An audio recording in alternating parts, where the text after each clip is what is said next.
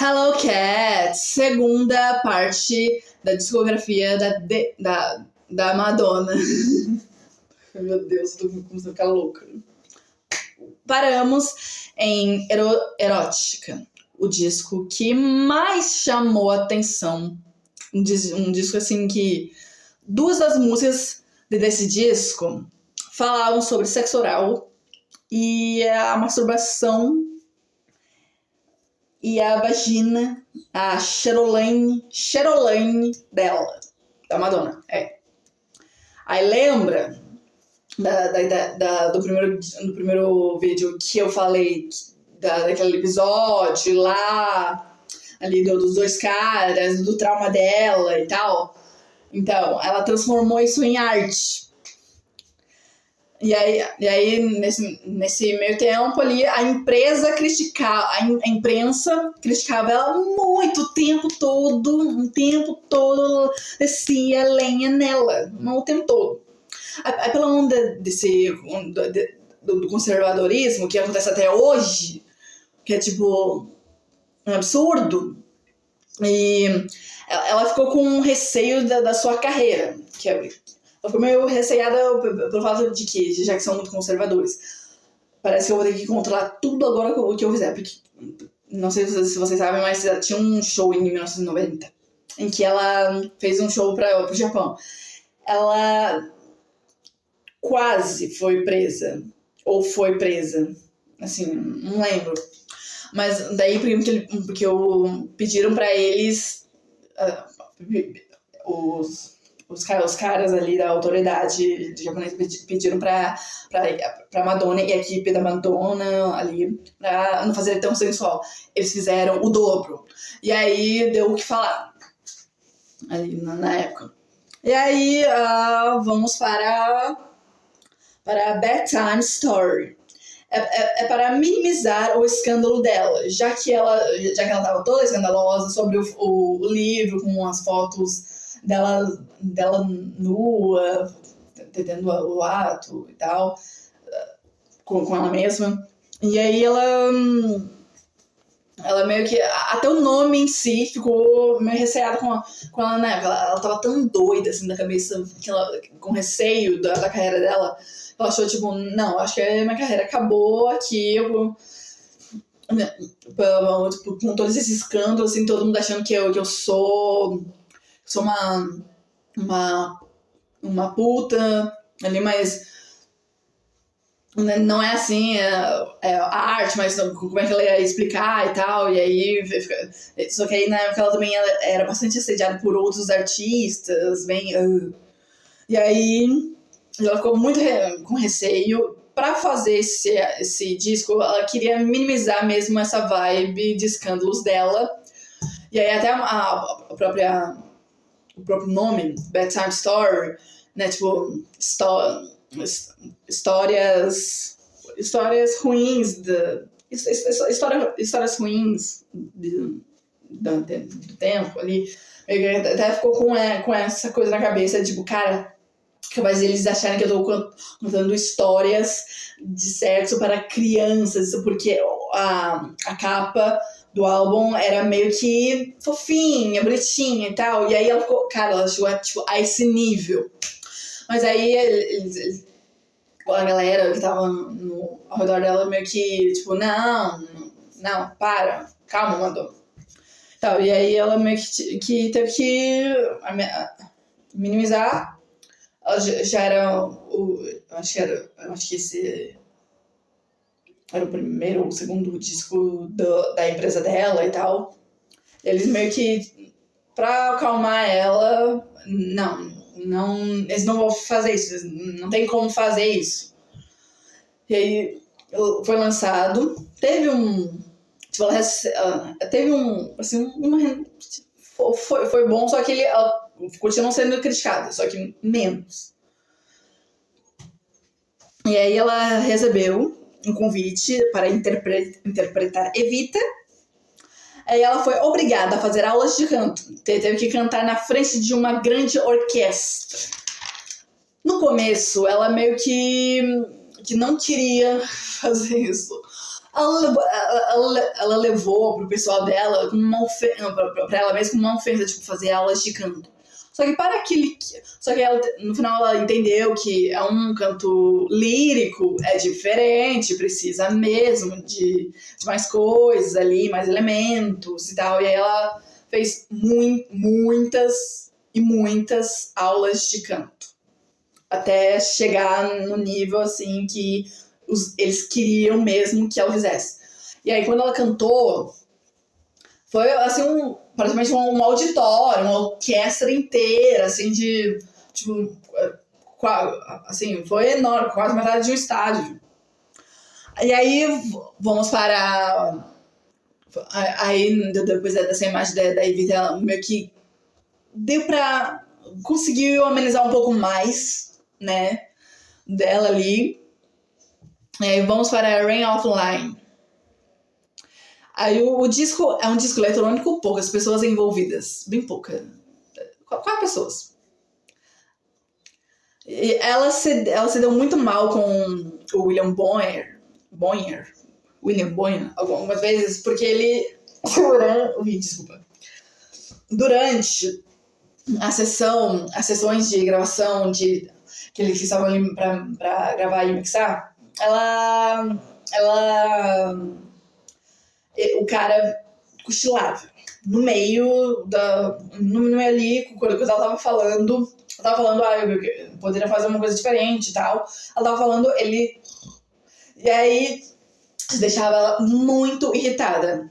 E aí nesse meio tempo, assim, dentro do estúdio, ela meio que teve que segurar, porque o William era bom, tanto que eles fizeram só uma música mesmo. Vamos para a Frozen, que a Frozen teve um processo de plágio de um cantor europeu que gerou confusão depois de ter considerado essa música como plágio de uma música famosinha dele. Teve outro cantor também que viu que era também plágio de uma música dele, aí decidiu processar Madonna. E aí depois disso, assim, depois de semanas no tribunal, um processo ali para semanas de brigas, semanas mesmo, eles decidiram anular mesmo isso. A Madonna ficou aliviada, quer dizer, anularam porque não tinha plágio. E aí eles, quietinhos. Em 2000, no álbum Music, com a participação de um produtor que não falava inglês, né? Que por dentro ali das gravações ele estava, eu acho que um manager ficava meio que traduzindo dele pra Madonna e da Madonna pra ele, assim, ficava meio traduzindo. Só que isso cansava muito. Só que era esperado isso porque a Madonna ficava constantemente irritada pelo fato de que o cara não entendia, não falava nada de inglês, nada. Só que ela gostava do trabalho dele. Tipo, ela apreciou muito, ela queria aquilo pra ela. Aquilo dentro do trabalho dela. E aí ela meio que ficou ali em cima. Também tem uma história ali do Rain on Life, da capa. Nessa capa desse disco, depois que eles... Teve a sessão de fotos. E aí teve um dos produtores, eu acho, que queria que ela fizesse mesmo a sessão de fotos. Ela tava fazendo a sessão de fotos e tal. Só que aí teve uma hora que ela disse, cansei, não quero mais. Ela disse, não, volta lá, eu ainda não tenho... o fotógrafo, né? Eu ainda não tenho as fotos mesmo... A foto do disco ali. Aí a Madonna virou e eu olhei pra ele e disse, quando eu digo que acabou, é porque acabou. E aí rolou uma discussão dos dois dentro do estúdio e tal. E aí ele foi pra porta, trancou e disse, você só vai sair daqui depois que eu tiver essa foto do álbum. E ela contra gosto, terminou a sessão de fotografia, de fotos, já bem mas aí conseguiram a foto. Aí a foto que tá no disco é aquela foto depois da discussão deles. Aí vamos para a America Life. A homenagem ao 11 de setembro. Foi um fracasso e o último disco dela lançado pelo empresário dela, pela empresa dela, que faliu. E aí, Hang It Up, ela meio que telefonou e queria que eles liberassem a parte do teclado, claro, que ela telefonou pro Benny e pro Bishore. Acho que tá certo o nome. Dos caras do ABBA. É tipo, libera aí pra eu colocar na minha música ali, a parte aquele do ABBA mesmo. E aí claro que eles cederam, só que antes, é óbvio que ela teve que pagar pra eles deixarem. E aí tem uma história sobre o Justin Timberlake, que chegou em umas sessões daquela música da For a Minute, que ele chegou gripado e ele meio que recebeu uma injeção da Madonna. Porque a Madonna já tava tipo, cara, eu tenho que terminar a gravação, vamos lá e tal. E aí ela tipo, queria resolver o negócio rápido. Ela deu a injeção no Justin Timberlake, no Justin, e não foi no braço. E aí vamos para na parte final, na parte final da turnê, onde tinha uma outra história aqui pra vocês no Hang It Up. Na parte final dessa música, ela puxava a riff do Pantera, que é a New Livin'. E aí tem uma história, assim, de que nos ensaios, quando ela puxava essa riff, né, ela meio que tinha um erro do cara e tal, o guitarrista mesmo, um dos guitarristas do Pantera. E aí ela tinha que fazer ali o exercício. Só que aí tinha uma música que é essa mesmo, que a riff, ela meio que, tipo, o cara meio que deu aula pra ela de guitarra. Só que a pedido mesmo do próprio produtor. Quer dizer, tipo, se a gente vai colocar mesmo uma riff de rock, você vai tocar ao vivo, né? Não vem com essa palhaçada assim de colocar ali playback, que nem a Lady Gaga colocou em Copacabana, né? Que tava tocando ali, que... Gente, por favor, né? E aí aqui você vai tocar de verdade. E aí ele colocou ela do lado do guitarrista, de um guitarrista do Pantera. E aí essa parte assim, né, do riff, ele colocou pra ela, tipo, você vai fazer isso como um exercício. E aí ela ficou ali. Só que ela ficou tão fascinada com isso que ela não parava de fazer isso. Não parava. E aí toda vez no ensaio, quando ela puxava essa parte do New Livin', todo mundo que tava ao redor da equipe da Madonna parava tudo que tava fazendo só pra ouvir a Madonna tocar Pantera. Só ali, todo mundo colocava a cabecinha ali só pra ver a Madonna tocar Pantera, só pra ouvir. E aí, cara, não, até eu ficava, sério? Nossa, na animação séria, eu tô assim, ó. Aí vamos para 2012, que pra mim foi o último álbum dela que presta, que é o álbum MDNA, Madonna mesmo, que vem com a Live Nation. É o primeiro álbum depois do da empresa que faliu dela. É o primeiro álbum da Live Nation, da gravadora. E nesse álbum, pela primeira vez, a filha da Madonna canta. A filhinha da Madonna. E aí a Madonna em si, só pra vocês, assim, só pra finalizar aqui, porque depois tem os outros álbuns ali, aí tem aquela outra parte, eu já não sei se é o nome, mas é uma que ela tá meio que de lutadora, só que atrás é rosa. Então, uma capa bem descontraída. Aí tem a Madame X, que teve a participação da Anitta e tal. É um álbum muito ruim, muito mesmo. E aí, pra fazer essa homenagem à Madame X, que é a professora de dança da Madonna lá final dos anos 70 para 80, ela fez esse álbum pra ela. E aí assim, só pra finalizar aqui pra vocês, a Madonna sempre foi pra mim uma artista que eu, tipo, nossa, eu quero ser ela. Tipo, só que uma coisa que não me deixava confortável era como ela cantava. Tipo, ela cantava muito alto, sabe? Um agudinho assim de vozinha de bebê. Eu não gosto.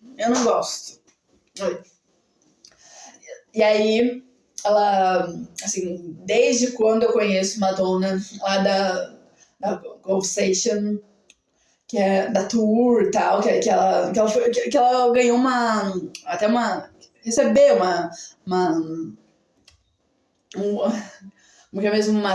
cidadania britânica, na época, em 2006, eu acho, 2005, 2006.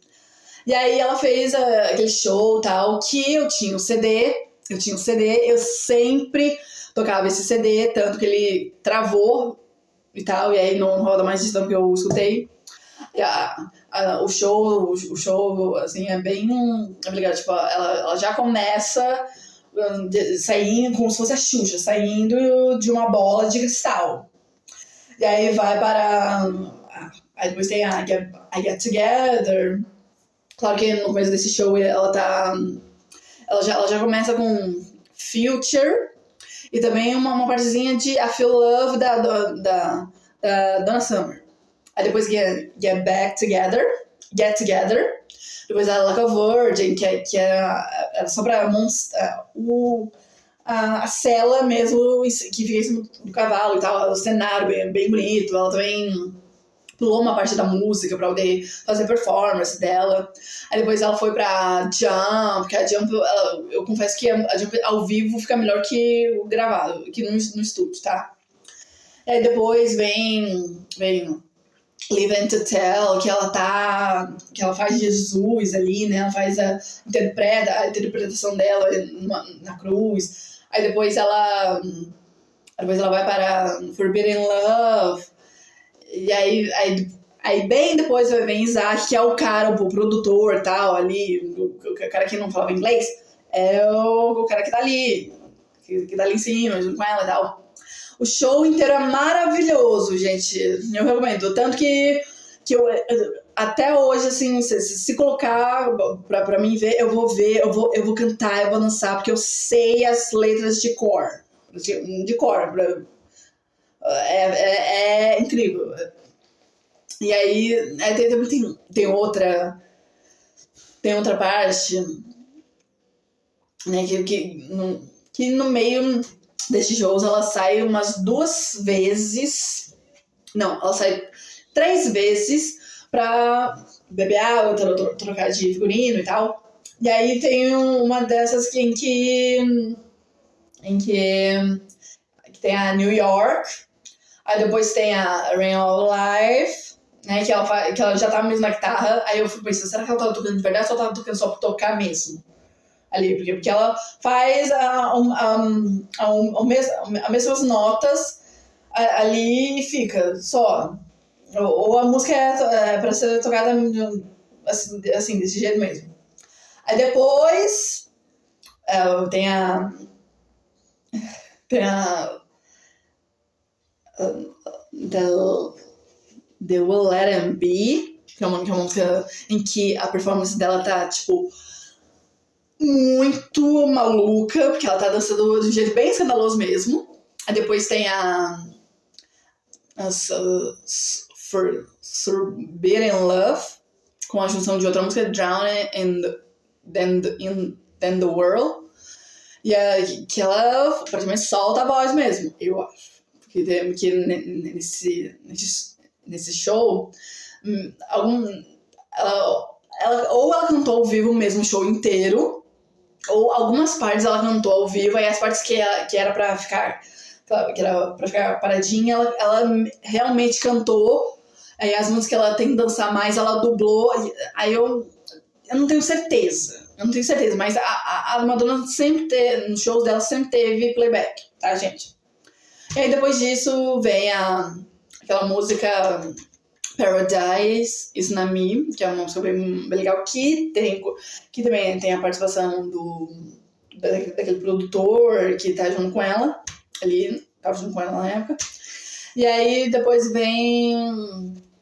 depois ela sai, aí volta com Music, depois ela aí vai pra música erótica, com uma vibe bem assim de disco music e sensual, né?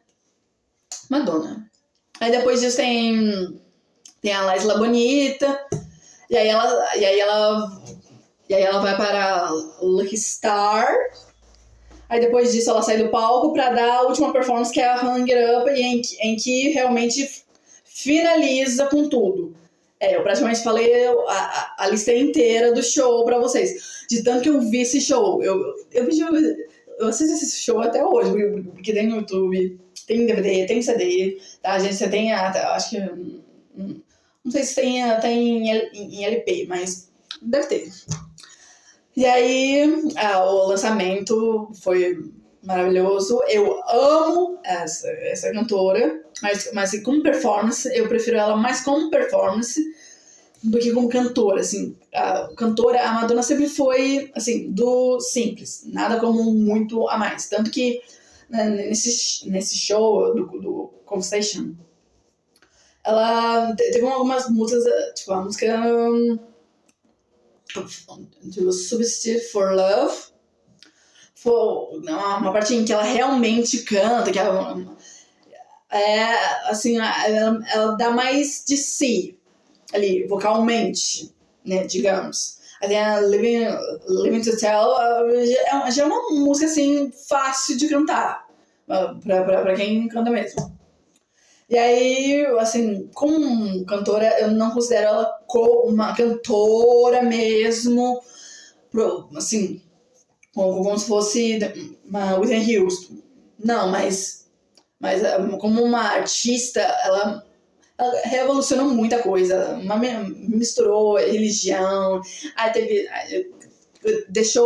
fez aquela provocação pro movimento conservador da época.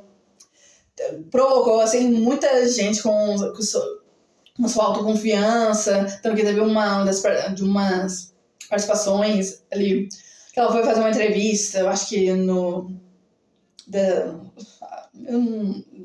Late Show.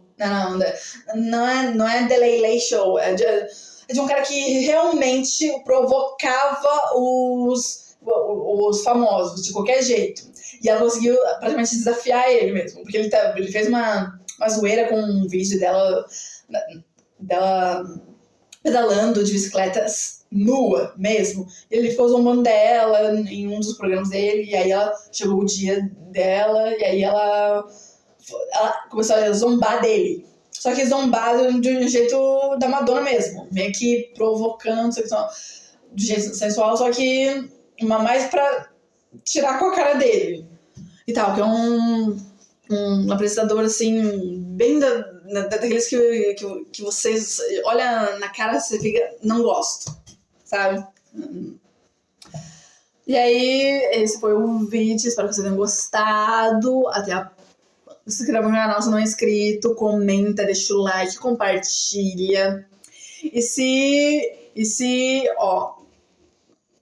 Já que a Mamãe Cat tá também canta e já fez um cover, eu acho que 2, 3 da Madonna, dá pra fazer mais, viu? Dá pra fazer mais ali. Porque, gente, de verdade, a Madonna revolucionou mesmo. Esses artistas de agora, assim, que estão querendo